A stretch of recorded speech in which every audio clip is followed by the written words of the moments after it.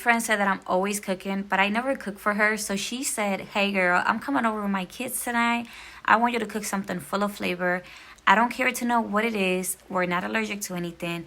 Just know we'll be there and we're ready to enjoy some food. And I said, okay, bet. What's up, guys? Welcome back to Cooking with Shei. Yes, it is Tuesday, and I know I missed a recipe last week, but I am so sorry. I totally forgot. My bad. But as you guys saw the intro, yes, my friend wanted me to cook some dinner for her and her kids. And I said, okay, bet, I got you. Mind you, I don't like cooking for a lot of people because I'm used to just cooking for myself and like maybe one or two other people. But I said, okay, I got you. I'm going to cook something for you. I'm going to make you some pollo guisado and elote. Elote is Mexican corn and pollo guisado is stewed Dominican chicken or, you know, Puerto Rican, whatever. Everybody makes it a different way. So what I did was I started with about 4 pounds of boneless and skinless chicken thighs. I like to use everything skinless because I don't really like the skin on chicken. I've been feeling like lately the skin on chicken kind of feels fake. It's too thin, like what is going on? But anyways, let's not get into all that yapping. I decided to wash my chicken like I always do. If you don't wash your chicken, take that up with your mom, not me. Nobody cares about salmonella in my house. We washing our meats except ground turkey, of course. But I like to wash it with vinegar, or if you have lemon or lime, you can go ahead and wash it with that. And after I wash it, I went ahead and seasoned this really, really good. I usually like to measure my seasonings since you guys be watching my videos because a lot of you guys are starting to cook or want to learn how to make new recipes. For this one, it was a little bit rushed and I was on a time crunch.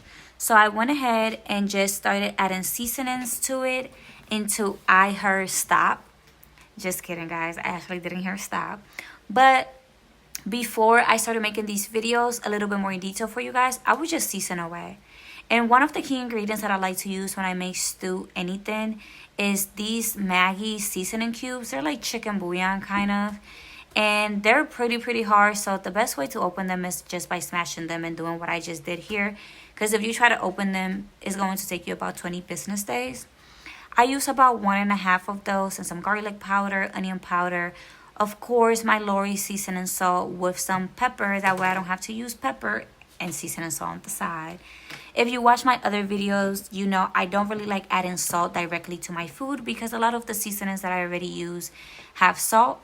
But if you guys want a detailed video of how to make pollo guisado the non-rush way and the actual Dominican way, I will go ahead and make a video for you guys because like I said, this one was a little bit rushed.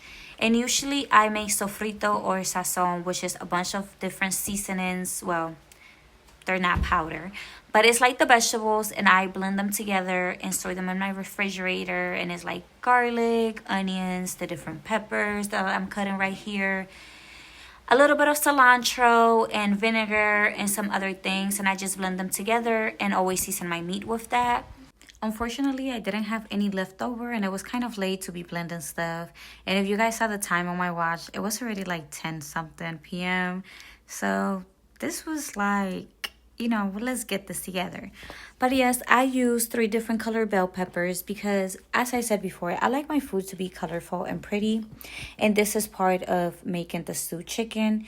Usually we use another type of pepper in the Dominican Republic. I can never actually remember the actual name. And like, you know, we use a lot of cilantro, culantro, which I don't know what it translates to in English. If I find it, I'll write it down in the description below. But I went ahead and chopped up about 1/4 of each of the 3 bell peppers. You can go ahead and use just like a green one or a red one. You don't have to add all of this unless you're like me. And like I said, try to make it look pretty. I usually cut them like this, but sometimes I do cut them in halves.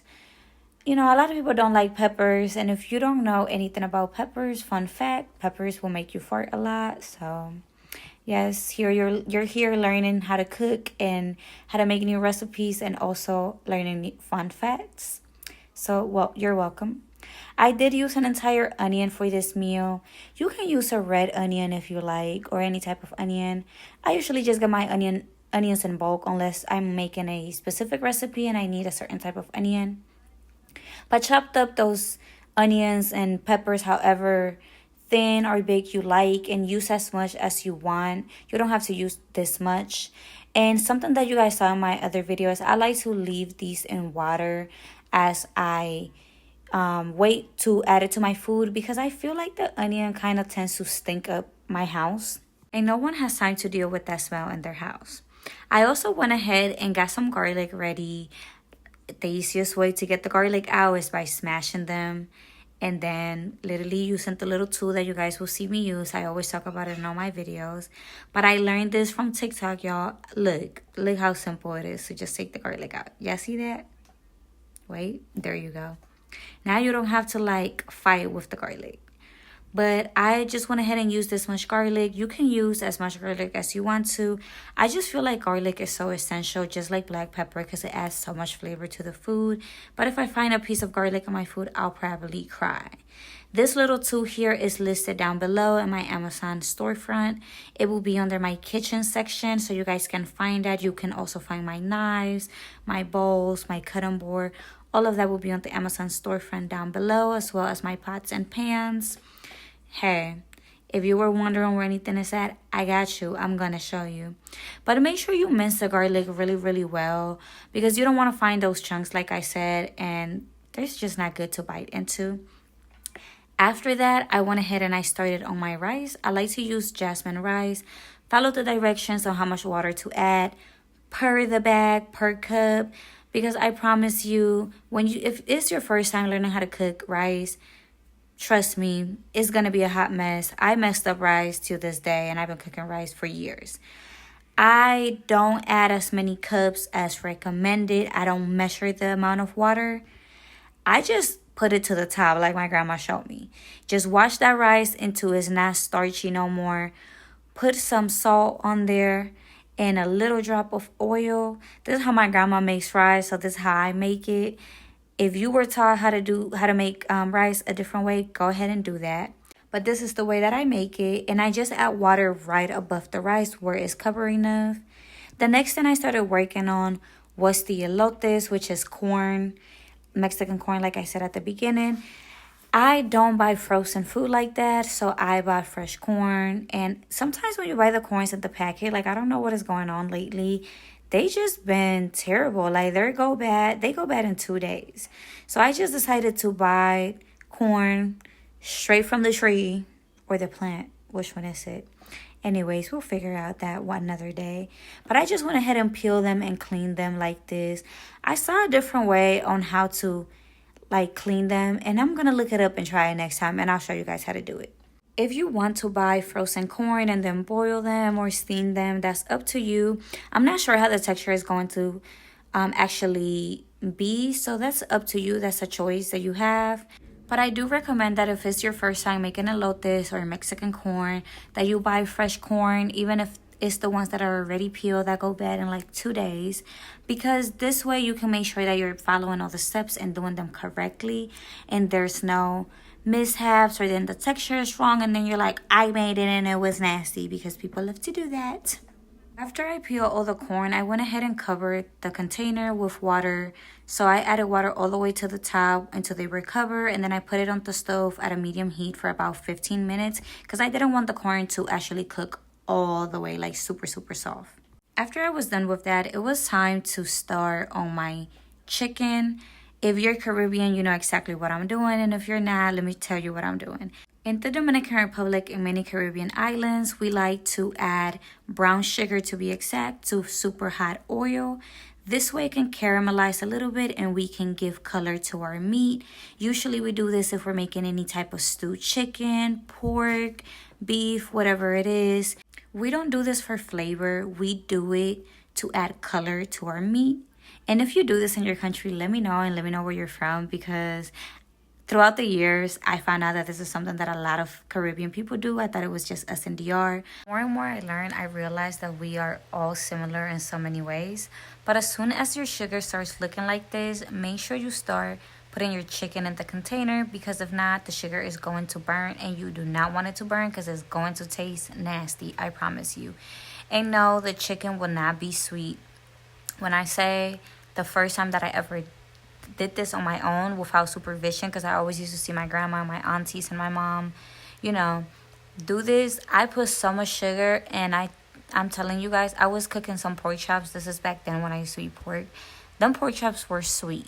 It was like not sweet and sour, just sweet pork chops with flavor. But yeah, just put a little bit and don't let it burn, because then it'll taste like it burnt. And this is what it's going to look like after a few minutes.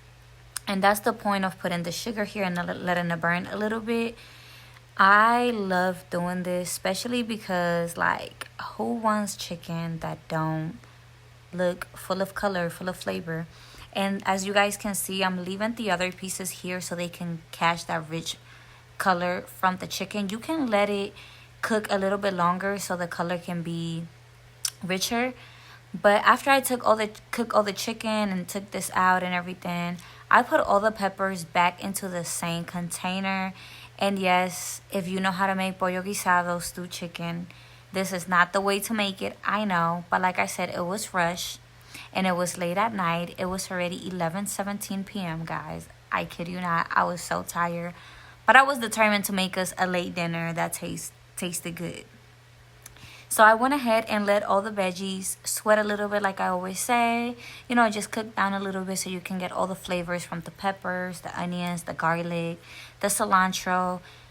You cannot make stewed chicken, stew anything without cilantro and garlic. They are key to everything. And I like to use chicken broth instead of water.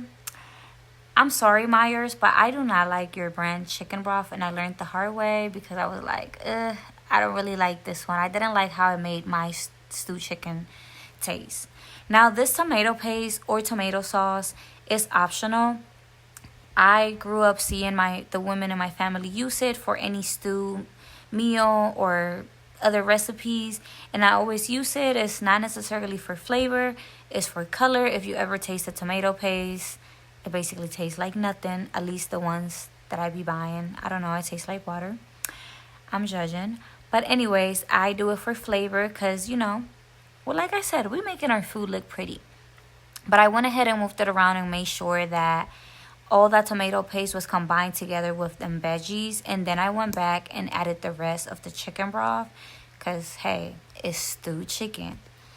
But I usually like to get the chicken broth that is sodium reduced because you do not want to keep adding things with salt and your food tastes salty. After I let that boil, I guess, yeah, for a few minutes, I went ahead and added my chicken back. The chicken is already cooked, so we're not going to let this cook for too long. And this is why I said that this is like not a proper way to make pollo guisado, because this is not how you make it. You will not take the chicken out. You'll be cooking everything in one pot. The only reason I did it this way, like I said, I was rushing.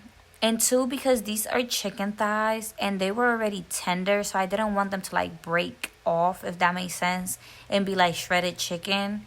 And they don't take that long to cook. So I just went ahead and removed it, and that's why I let the veggies cook there for a little bit. And plus, I was making a lot of them. Like I said, I was making about 4 pounds of them.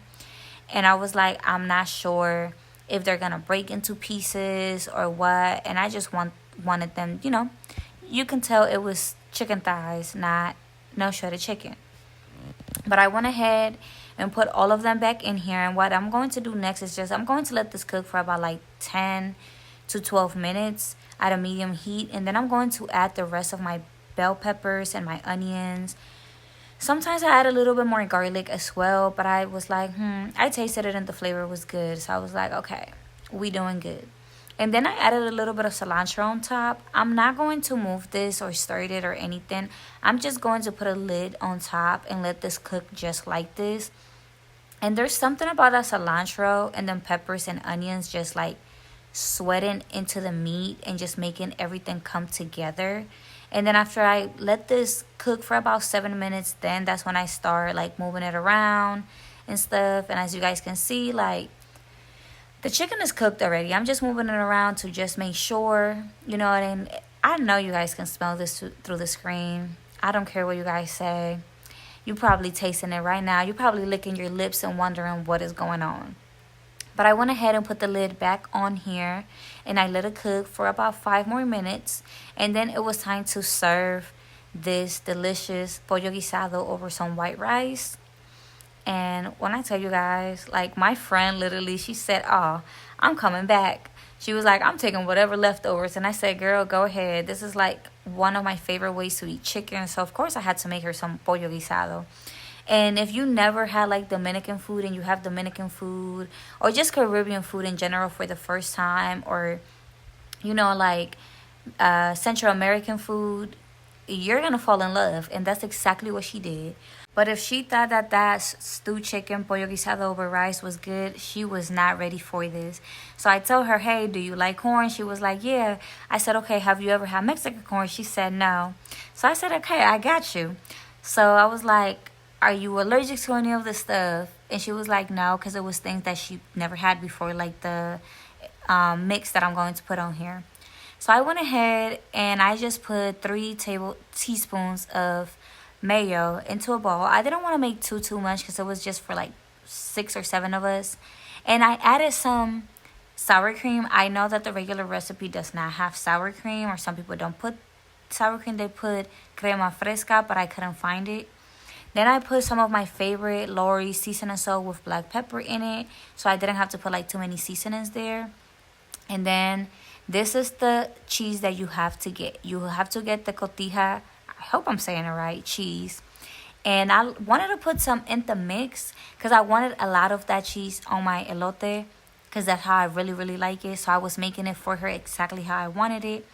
And then I put a little bit of onion powder in there. And I did put a little bit of garlic powder, but I didn't record it. And then I put some tajin. This is what I was asking her she was allergic to. I mixed all of that together. And then I put a little bit of fresh cilantro in there.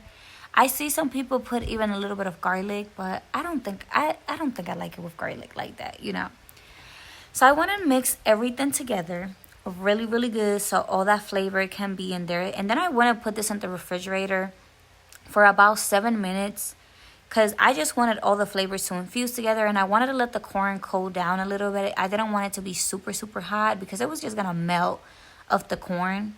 And you're supposed to put a little bit of lime juice in here, but I didn't have no lime, so I put a little bit of lemon juice. Same thing. It still came out delicious, and she killed it. She had 2 of them because she said, I never had corn like this. I love it. You're going to have to show me how to make it. So I just make sure you mix everything really good so, you know, you don't have clumps of cheese just in one part of the sauce mixture, I guess. I know it looks weird. And it smells a little bit weird when you make it, but it's so delicious.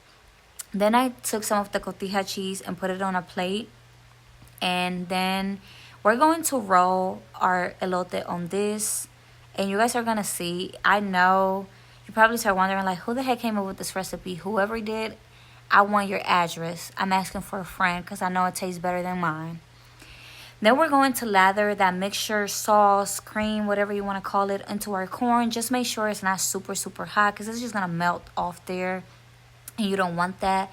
Be generous. Don't be cheap with it. I mean, if it's your first time trying it, I guess you can just put a little bit to see if you like it or whatever.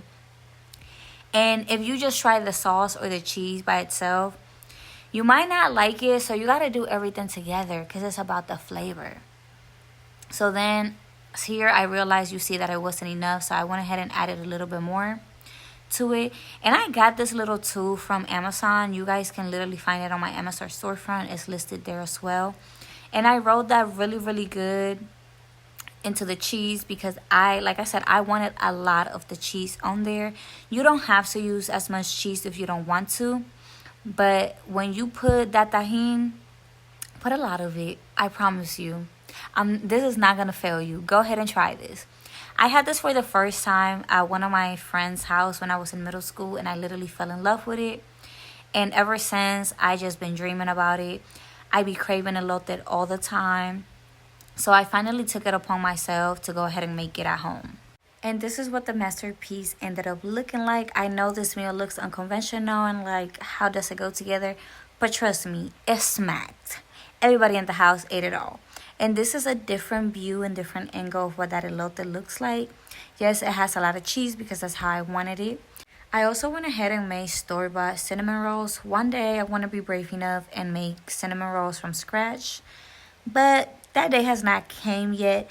I kind of want to wait until like I have a bigger kitchen and I can do like full body videos for you guys to show you the baking side of me. And if you're a person that is just stepping into the kitchen and you're scared and you're like, oh my God, I don't know what to do, trust me, I got my butt whooped all the time by my mom because I used to burn things and just dirty up her kitchen and use all of her ingredients trying to learn how to cook something, or thinking that I'm a chef coming up with recipes. And cooking is a trial and error, just like parenting, just like riding a bike, just like going to school, you know, doing whatever it is in life. Everything is trial and error. And don't discourage yourself. Just keep going and you're going to get there. Trust me, to this day, I'm not a perfect cook. I still make food that is salty. Sometimes I burn my food. As you guys seen in other videos, I don't put timers, or I think I put timers and my phone does not hear me. Get it together, Apple. Anyways, I just make a lot of mistakes in the kitchen. I don't like following recipes all the way. I feel like, hey, if I add this, it's going to taste better. But that is the whole point. That is the point of coming up with your own recipes, learning to see what you like, what your family likes, and just experimenting in the kitchen, because that's all it is. It's like science class all over again, but in the kitchen. And most of the time, you're unsupervised, unless you're a teenager and you're cooking at home and your mom is watching you. But I hope you guys enjoyed this recipe, and if you make any of this at home, let me know. And thank you so much, guys, for watching. I'll see you next week.